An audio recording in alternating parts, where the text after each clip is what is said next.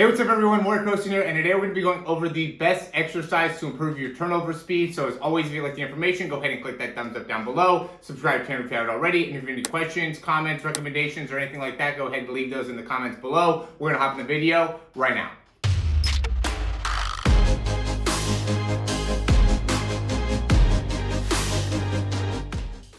All right, so my favorite thing to do when it comes to improving your turnover is to actually use, you can see I got a curved treadmill here. And so the big thing with the curved treadmill is that it's a self-propelled treadmill. So it's something that, you use to actually, your body has to actually make the treadmill go, in comparison to like the more mechanical treadmills where you could just click, go speed 8 miles an hour, not whatever the case may be. They do have curves that are able to do both, where you could both do the self-propelling and it will also, go with the mechanical side. There's a lot of gyms that have these available, and so, I highly recommend obviously I have, I'm lucky enough to have one of these in my house, but you can use it or go to a gym to be able to use them. And big thing that I'm just working on here, and on the right, I really worked on just looking at the slow motion, because I love looking at my own running form to make sure that I'm doing things correctly as I'm pushing off. It feels way better on my right side when it comes to, my actual mechanics here and how I'm trying to generate force. This is just kind of me just beginning to,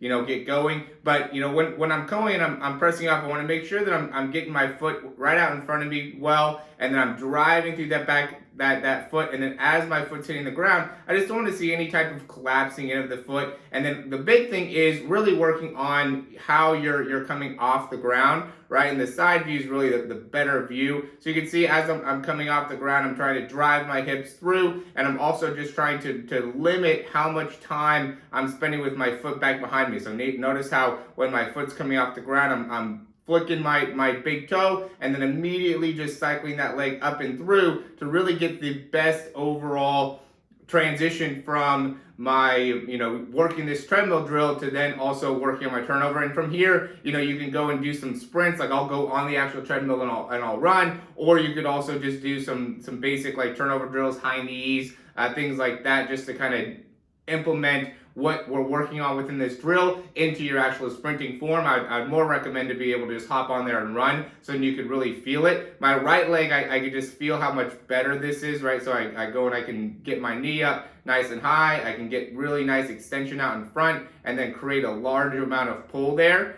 And, you can see I'm moving a good amount in the spine. I wouldn't want to move as much as possible. If I'm able to control that better, that would obviously be a little bit more optimal. But it is something that, what's important is just being able to get that knee up, extend, pull, make sure you're landing, with more of your foot as close underneath you as you can. Obviously the treadmill is curved here, so I'm not able to land immediately underneath me, but I really want to not spend too much time with the foot on the ground, and then just be able to, as soon as my foot pushes up, be able to cycle that leg through the best that I can. And that's really what I'm working on within the drill here.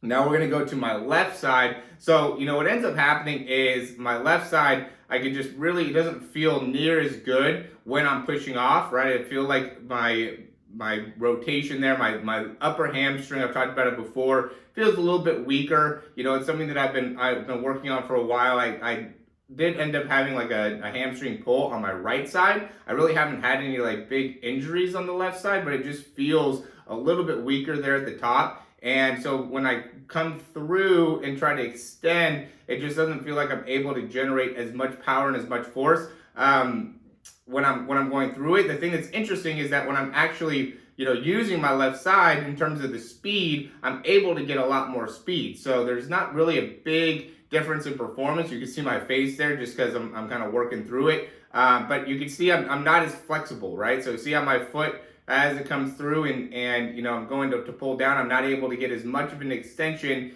in my knee as I do on my right side. So it is something that I'm working on. I still am able to then transition pretty quickly off the ground. And this is really the most important about the turnover, is like when you're coming off the ground, where is your heel in coordination to the rest of your body, right? So is the heel pointed more back as your foot's coming off the ground, or is it pointed more up, and being able to optimize that? And then how far back is your foot in comparison to, your hip? So you really want to be able to keep your foot close to your body to make it so then you're able to drive that foot right back underneath you, right? And then getting to extension, because that ends up being the big part of your turnover. If you are really, if you have a fast turnover, but it's all in your backside mechanics, right? It's just being able to do that, and you're very limited in your front side mechanics. Then having a fast turnover is not going to benefit you. When it comes to really having a great turnover, you got to be able to be fast in your backside mechanics,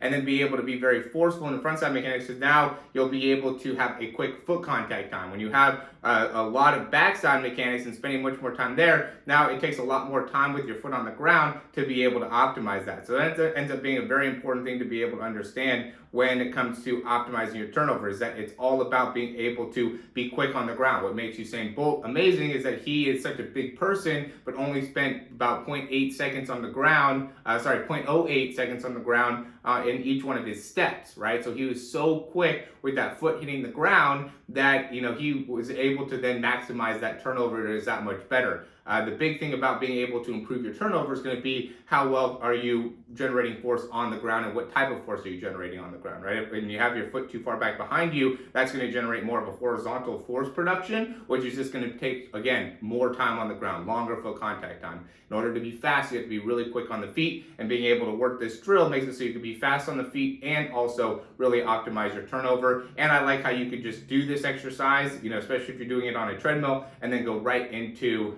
being able to run and actually implement it into your running form. So I think this is the best drill to improve your overall turnover and make really big improvements quickly. So as always, guys, again, if you like the information, click that thumbs up. Check out some of the links down below in order to either get a breakdown of yourself, and I'd be happy to even do a breakdown of you on a treadmill, doing single leg exercises, doing two leg, sprinting, just looking at your overall technique, overall form. I do think even treadmill running, especially on a self-propelled treadmill, can be very, very beneficial for you. And, the other big thing is being able to just look at your overall form. So, making sure you're optimizing your start mechanics, your acceleration phase. The acceleration phase is really, I think, the most important thing. That's where a lot of people are, not optimizing their mechanics, and that's what's making it so they're not able to get to their top speed. And so being able to really get a detailed look at what's going on in your acceleration, I think, will be really beneficial for anybody, as well as obviously looking at your top end speed and how you're optimizing that. So obviously we're all about optimization and efficiency. I don't know if I could have said that more times, but it truly is what I care a lot about. And in order to, be able to run faster is a really important part of being able to understand the mechanics there. So